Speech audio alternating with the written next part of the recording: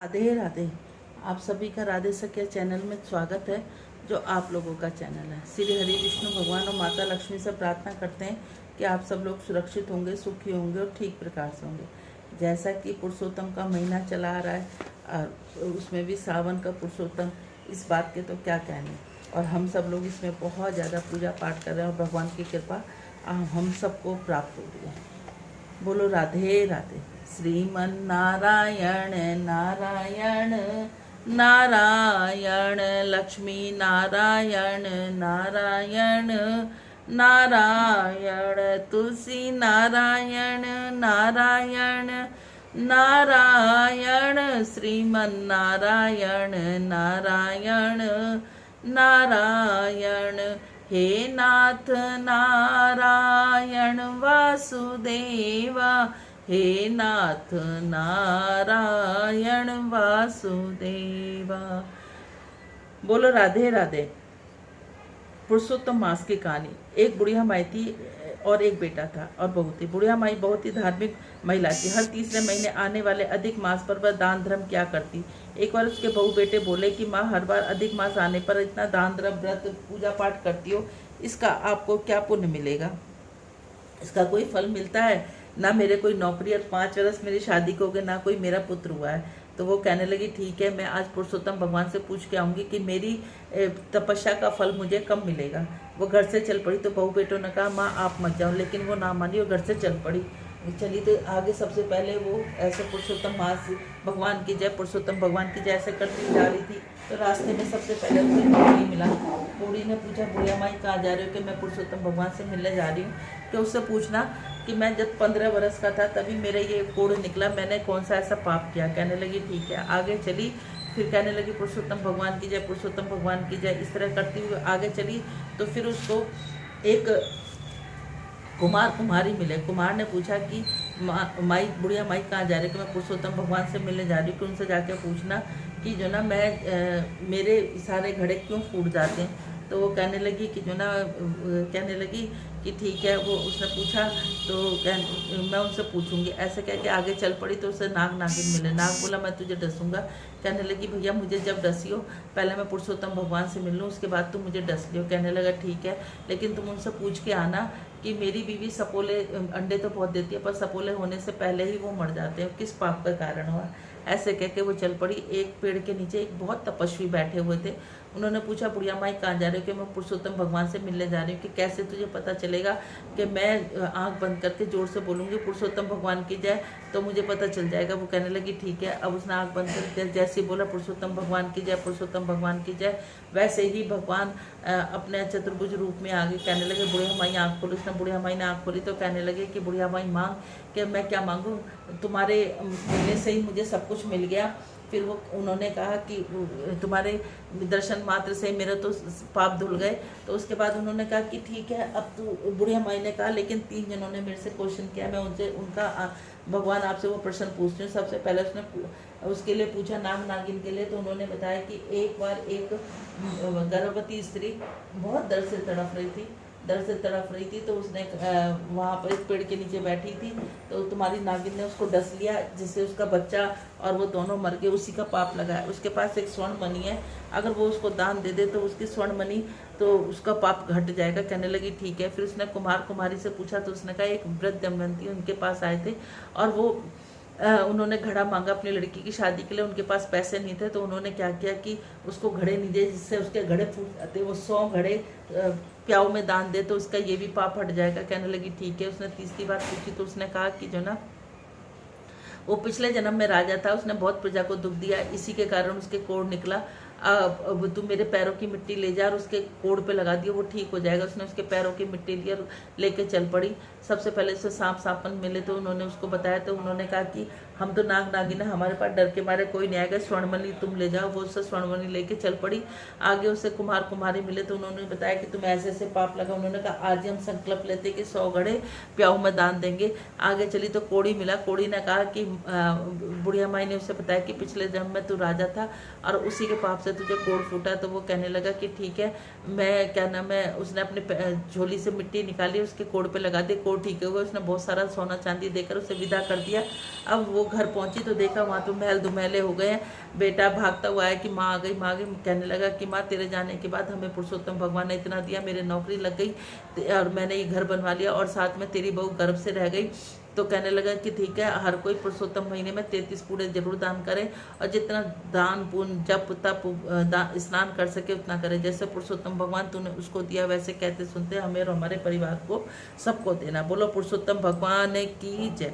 श्रीमन नारायण नारायण नारायण, लक्ष्मी नारायण नारायण नारायण। बोलो पुरुषोत्तम महात्म की जय। 13वां अध्याय। ऋषि कहने लगे, हे सूत जी, राजा द्रढ़ध्वज को पुरुषोत्तम के सेवन से राज्य, पुत्र, पौत्र और पतिव्रता स्त्री कैसे मिली? योगियों को अति दुर्लभ है विष्णु लोक कैसे प्राप्त हुआ? इसलिए आप विस्तार से इस इतिहास को कहिए। सूत जी बोले, ब्राह्मण आकाश गंगा की तरह पवित्र करने वाली सुंदर पुरानी द्रढ़ध्वजा की कथा मैं तुमसे कहता हूँ। है देश का चित्रध्वज नाम के से विख्यात राजा हुआ। उसका महातेजस्वी, सब गुणों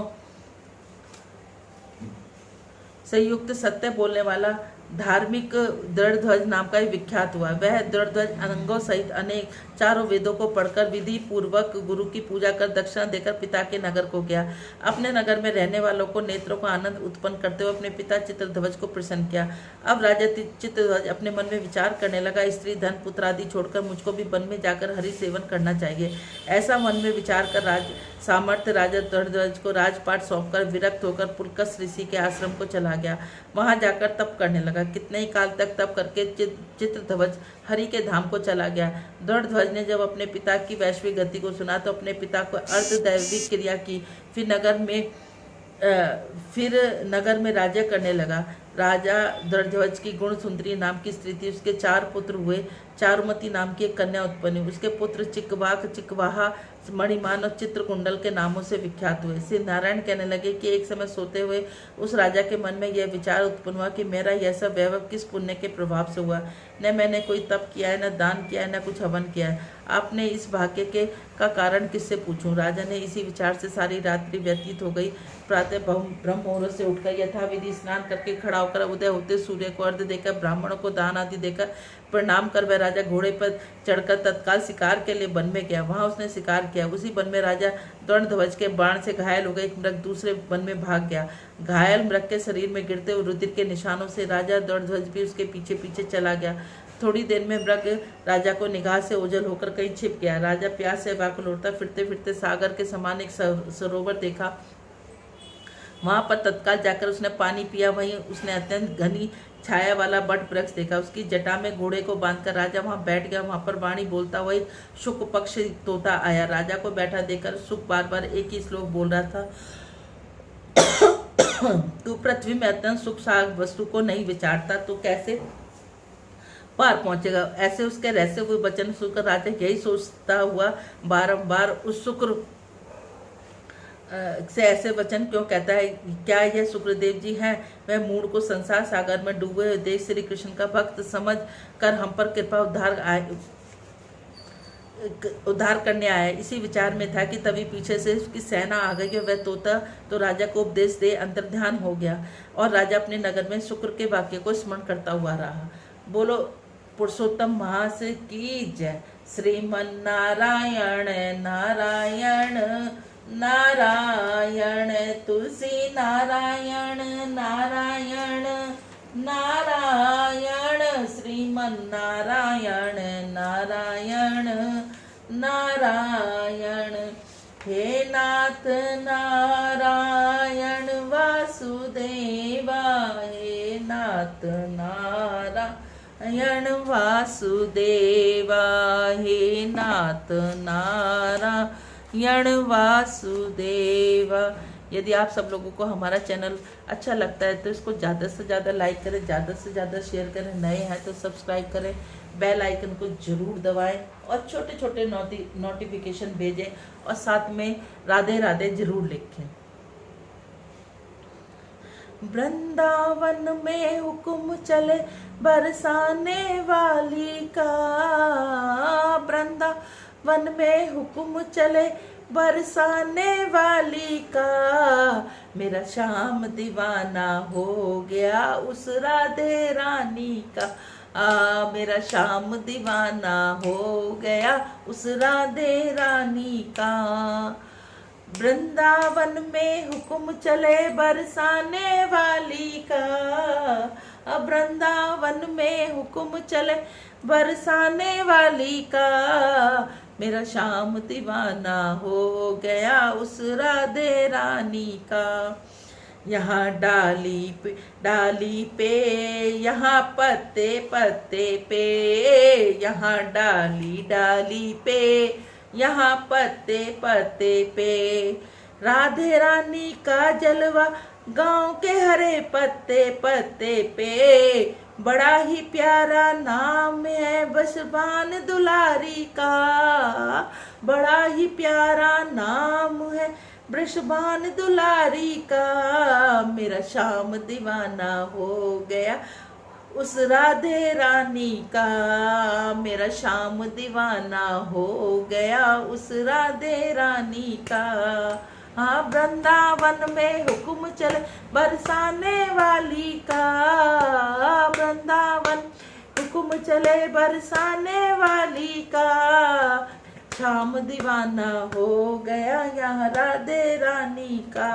कोई नंद लाला कहता, कोई गोपाला कहता, कोई नंद लाला कहता, कोई गोपाला कहता, कोई कहता कन्हैया, कोई कहता बंसी बजैया, कोई कहता कन्हैया, कोई कहता बंसी बजैया, कोई कहता कितना सुंदर नाम है उस नंद दुलारे का, कितना सुंदर नाम है उस नंद दुलारे का, मेरा श्याम दीवाना हो गया बरसाने वाली का, मेरा श्याम दीवाना हो गया बरसाने वाली का।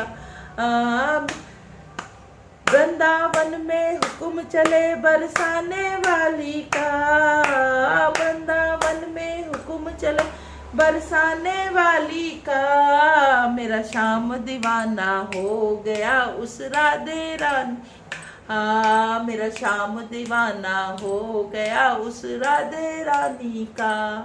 बोलो राधे राधे।